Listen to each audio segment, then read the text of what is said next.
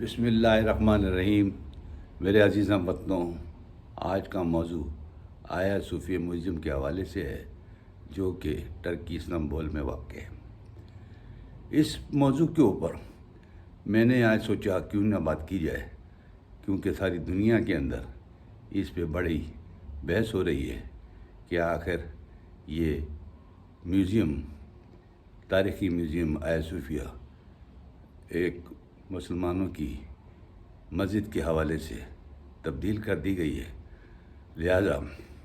اس پر non Muslims کا بڑا شور و غل، یہاں تک کہ امریکہ، اسرائیل، پوپ، UN، UNESCO اور دیگر نان مسلم ممالک اس پر بڑا پروٹیسٹ کر رہے ہیں۔ آئیے تھوڑا سا اس کا احاطہ باندھ لیتے ہیں اور دیکھتے ہیں کہ یہ آیا صوفیہ کیا اور کیسے بنا۔ تو تاریخی پس منظر میں ہم جاتے ہیں تو یہ ترکی جہاں اس وقت موجود ہے، اس سے پہلے اس کو قسطنطنیہ کہا جاتا تھا۔ یہ رومن امپائر کا ایک حصہ تھا اور یہاں پر وہ حکومت کرتے تھے۔ تقریباً 1000 سال پہلے کی بات ہے، رومنز نے یہ آیا صوفیہ عمارت بنائی، جس کا مقصد چرچ کا تھا، اور اس میں عیسائی لوگ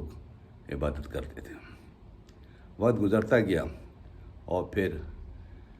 عثمانیہ سلطنت نے جب حملہ کیا قسطنطنیہ میں، تو یہ ترکی فتح کر لیا اور پھر اس آیا صوفیہ کو کنورٹ کر کے مسجد بنا دی۔ وقت گزرتا گیا اور 1924 میں آتا ترک مصطفیٰ کمال، ایک فوجی جنرل، نے ترکی کو آزاد کرایا اور اس کا وہ ڈکٹیٹر حکمران بن گیا۔ لیکن آتا ترک مصطفیٰ کمال ایک ایسی شخصیت دنیا میں آیا جس نے ترکی کو آزاد کرایا اور حکمرانی کی۔ اس کے جنرلی طور پہ اگر آپ دیکھیں تو نیگیٹو پہلو زیادہ ہوتے ہیں، لیکن اس کے پازیٹیو پہلو زیادہ تھے، اور یہ سیلفش قسم کا ڈکٹیٹر نہیں تھا۔ اس نے اپنی حکمرانی کو بڑھانے کی بجائے بیلمنٹ ڈکٹیٹر کی حیثیت سے لوگوں کے روزمرہ کی زندگی، معاشی پرابلمز، حقوق کی ادائیگی، تعلیم دینا اور اس طرح سے کئی اور مسائل حل کیے اور معاشی زندگی اور ترقی کو ترقی دی۔ جب اس کے سامنے آیا صوفیہ کا مسئلہ آیا تو اس نے یہ کیا کہ اس کی مسجد کی پوزیشن ختم کر کے اس کو ایک میوزیم بنا دیا، اور وقت گزرتا گیا اور آج تک جب ترکی کی عدالت نے فیصلہ کیا کہ اس کو دوبارہ مسجد بنا دیا جائے، جب تک وہ میوزیم 2020 تک اپنی جگہ ایگزسٹ کرتا رہا۔ اب صورتحال یہ پیدا ہوئی کہ 24 جولائی کو اس میں باضابطہ طور پہ مسجد کا کردار ادا کرے گی اور اس میں نمازی نماز پڑھیں گے۔ آئیے یہ دیکھتے ہیں کہ یہ کیا صورتحال ہے، یہ کیوں ہو رہا ہے۔ سب سے پہلے تو میری نظر میں یہ دیکھنا ضروری ہے کہ ہماری سیاست اور مذہب دونوں ساتھ چل سکتے ہیں، تاکہ کیا ہم مینارٹیز کو یہ حقوق دے سکتے ہیں کہ وہ اپنی عبادت کریں۔ 1950 میں ترکی میں ڈیموکریٹک فارم آف گورنمنٹ بنی اور اس نے بہت ساری اصلاحات کی، لیکن جو اصلاحات آتا ترک مصطفیٰ کمال نے کی وہ لاجواب تھی۔ وہ آج تک لوگ اس کو آتا ترک ایکچولی ایک خطاب ہے جو ترکی والوں نے، وہاں کے لوگوں نے، وہاں کے باشندوں نے مصطفیٰ کمال کو دیا،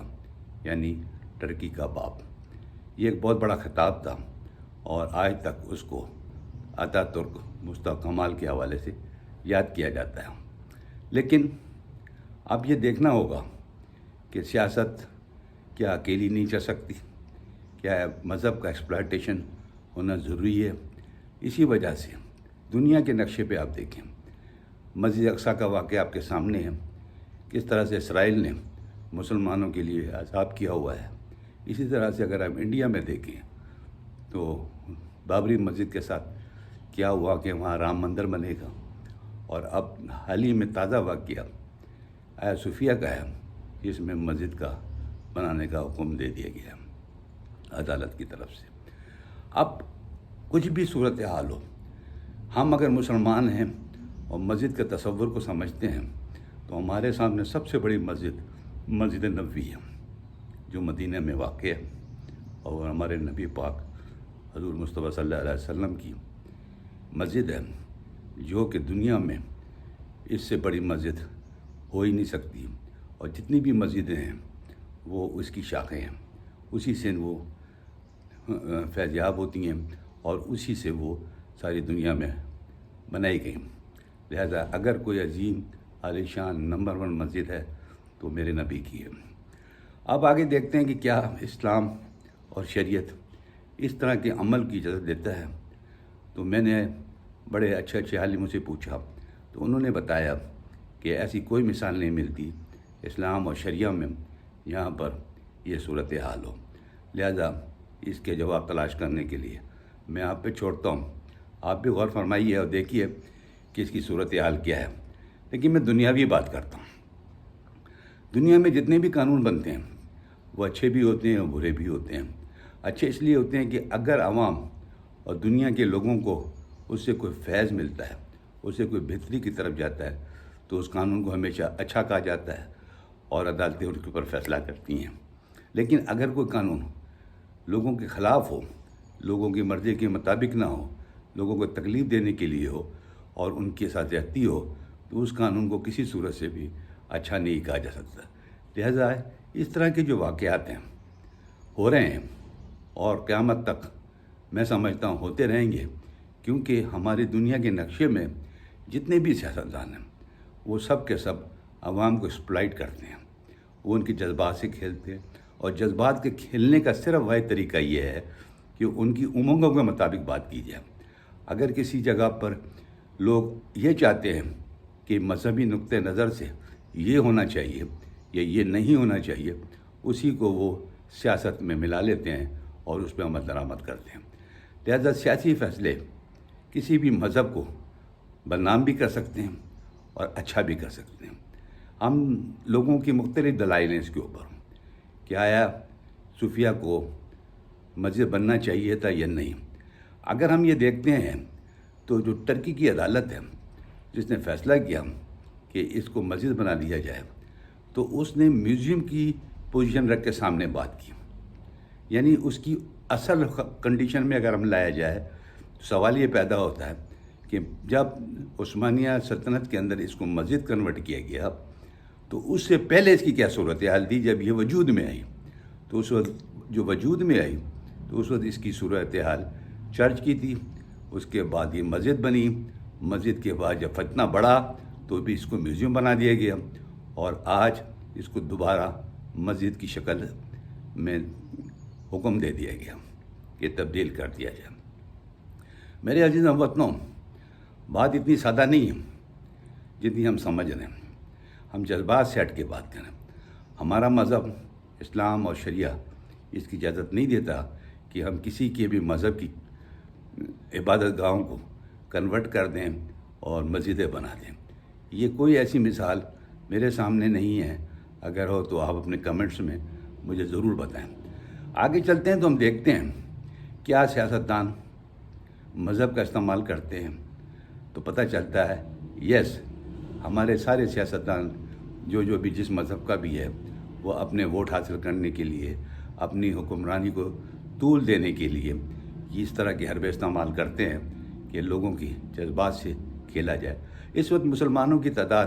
ترکی کے اندر 98% ہے۔ وہ سیکولر سوچ کے لوگ ہیں، وہ مذہب کو بھی اتنی اہمیت دیتے ہیں جتنی پولیٹکس کو، لیکن وہ دونوں چیزوں کو مکس نہیں کرتے۔ لیکن اب سیاست وہاں پر اس نوعیت کی ہو چکی ہے، یہاں پر اسلام کے معاملے میں نمبر 1 اولویت دی جاتی ہے اور اس کو ہر جگہ استعمال کیا جاتا ہے تاکہ عوام اور لوگ حکومت کے ساتھ جڑے رہیں اور کوئی مشکلات حکمرانوں کے لیے پیدا نہ ہو سکے۔ اس وقت صورتحال ترکی میں یہ ہے کہ ان کی معاشی زندگی، ان کی کاروباری زندگی گرتی جا رہی ہے، وہ مشکلات کا سامنا کر رہے ہیں، لہذا آیا صوفیہ کا جو ایشو ہے اس سے شاید ان کی حکمرانوں کو ایک سپورٹ مل سکے تاکہ وہ حکومت کر سکیں اور مسائل کا حل تلاش کرتے کرتے جو بھی ان کو وقت لگے اس میں وہ اپنی قوم کو یکجا رکھ سکیں۔ جہاں تک دنیا کی بات ہے، ان کو اپنے رویوں کو بھی دیکھنا چاہیے۔ اگر مسلمانوں کے جذبات ٹھیس پہنچتی ہے، جیسے بابری مسجد کا واقعہ کا ذکر میں نے کیا، جیسے مسجد اقصیٰ کے ذکر میں نے کیا، کیا یہ ہمارے لیے مسلمانوں کا تقدس تھی کہ پہلے مسجد اقصیٰ ہمارا قبلہ اول ہوتا تھا؟ جب خانہ کعبہ بنا اور حکم ہوا کہ یہ تمہارا قبلہ اول ہے، تو اس صورت میں اس کی احترام تو نہیں ختم ہو سکتا ہے، مسلمانوں کے ساتھ اس کی جو مذہبی جذباتیت ہے وہ تو ختم نہیں کی جا سکتی، لیکن نان مسلمز نے اس کے لیے بڑی جنگیں لڑیں اور ایک تاریخ ہے،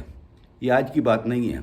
ایک صدیوں کی باتیں ہیں جس میں جنگیں ہوتی رہیں اور مسجد اقصیٰ کے قابض ہونے کے لیے ہر مذہب کے لوگوں نے کوشش کی، لیکن آپ جو صورتحال ہے وہ آپ کے سامنے ہے۔ اسی طرح بابری مسجد کا حوالہ دیتا ہوں کہ انڈیا میں وہاں کی عدالتوں نے فیصلہ کیا کہ یہاں رام مندر بنے گا۔ یہ ایسی بحث ہے جو ختم نہیں ہوگی، چلتی رہے گی اور چلتی رہے گی، ہر آدمی اپنی سوچ کے مطابق اس میں دلیل دیتا رہے گا، لیکن کیا وہ دلیل ایسی ہے جس سے ہم کچھ سیکھ سکیں یا سمجھ سکیں، یا ہمارا دماغ، ہمارا ذہن اس کو ماننے کے لیے تسلیم کر لے کہ دلیل پازیٹیو ہے اور اس کے اوپر بہتر طریقے سے کام کیا جا سکتا ہے؟ لیکن ایسا ہم دیکھ نہیں رہے، ہم انتشار کا شکار ہیں۔ ہمارے مسلمان یکجہتی کی سوچ نہیں رکھتے، ہم اکٹھا نہیں ہو سکتے، ہم یہ نہیں دیکھ سکتے، ہم وہ کام کرنے کی کوشش کرتے ہیں جس سے مذہب کو نقصان پہنچے۔ بھائی مذہب کیا آپ کو بتاتا ہے کہ آپ سیاست کریں؟ نہیں، مذہب ایک الگ چیز ہے، وہ ہر آدمی کی اپنی ایک الگ راستہ ہے جس کے وہ چل کے اللہ کو راضی کرتا ہے۔ اسی طرح سے دوسرے مذاہب کے لوگ اپنی عبادت کرتے ہیں، تو کسی بھی قوم کو، کسی بھی لوگوں کو کسی کی عبادت کو نقصان دینا، کنورٹ کرنا یا اس کو کوئی اور درجہ دینا غیر مناسب ہے۔ اگر یہ روش چلتی رہی تو میں سمجھتا ہوں کہ آئے دن اب یہ مسئلے کھڑے ہوتے رہیں گے، مسجدیں چرچ بنتی رہیں گی، مسجدیں مندر بنتے رہیں گے، اور ہم اسی جھگڑے میں زندگی کا حصہ گزار دیں گے کہ کس طرح سے ہم ایک دوسرے کے مذہب کو ڈیمولش کریں۔ ایک مذہب یہ تو طے ہے کہ اینٹی مسلمز جو مسلمانوں کے خلاف ہیں وہ ہمارے ساتھ بہت ظلم کر رہے ہیں، لیکن ہمیں اپنا مذہب نہیں چھوڑنا چاہیے، ہمیں اپنے اللہ کا حکم ماننا چاہیے، قرآن پاک کو پڑھنا چاہیے، اور اس میں یہ دیکھنا چاہیے کیا کسی کا چرچ مسجد بن سکتا ہے یا کوئی مسجد چرچ بن سکتی ہے۔ اگر آپ کو جواب مل جائے تو مہربانی کر کے مجھے کمنٹس میں بتائیے گا تاکہ میں بھی اپنی اصلاح کر سکوں اور سوچ سکوں کہ یہ بات کس حد تک میری سوچ کے مطابق ہے یا نہیں ہے۔ لہذا آیا صوفیہ ایک ایسا معمہ ہے جو آئندہ دنوں میں مسلمانوں کے لیے دنیا بھر میں ایک ایشو کھڑا ہے اور ہو جائے گا، جس کی وجہ سے ہماری عبادت گاہیں جو غیر مسلم لوگوں کے پاس ہیں، جن کے اندر ہمارے مسلمان عبادت کرتے ہیں، وہ مشکل کا شکار ہوں گے۔ شکریہ۔